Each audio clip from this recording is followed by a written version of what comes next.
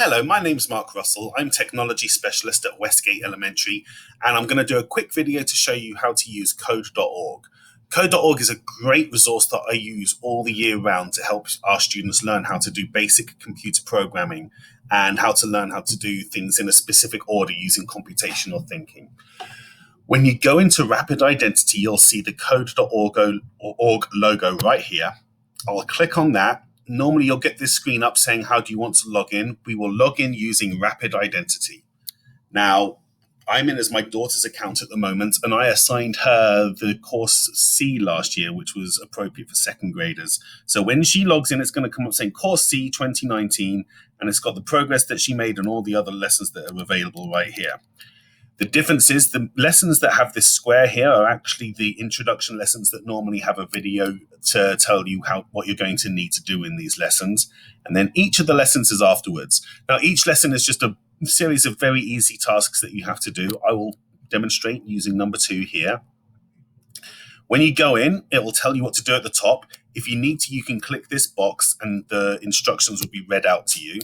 I'm going to start this over so that you can see what needs to be done. And then all this one wants you to do as a basic start is just to move these blocks together.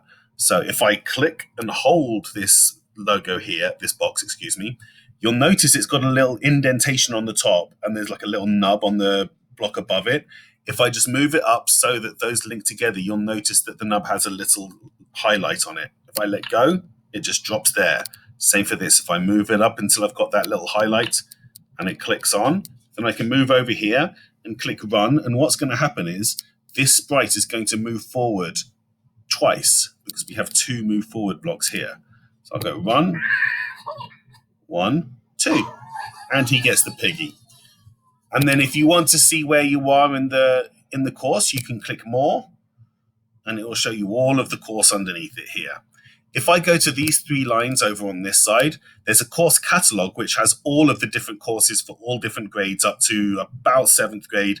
And then it has extra courses that will take you all the way to the end of 12th grade. And they are all free and available. They're great to work through when you have some extra time. And they will, if you get to the end of a lot of them, also the end ones, then you will basically be qualified to do computer programming, and you could start applying for jobs straight out of high school. So this is something I strongly recommend. If you're looking for something that's a little more fun, you can go here to teach and scroll down a little and you'll find Hour of Code. Now, this is a bunch of activities that are put together that should normally take a student about an hour to complete. Anything that's got the code logo on it like this is normally a pretty good one to do. Dance Party is easily the most popular one right now. If you need to filter these results out, you can click grades 2 to 5 or whichever grade levels you're looking at.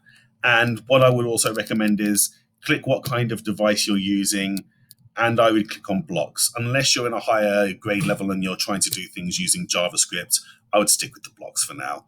And then that will limit the options that you have, and you can go ahead and pick one of those to complete. I hope that was helpful. Thank you.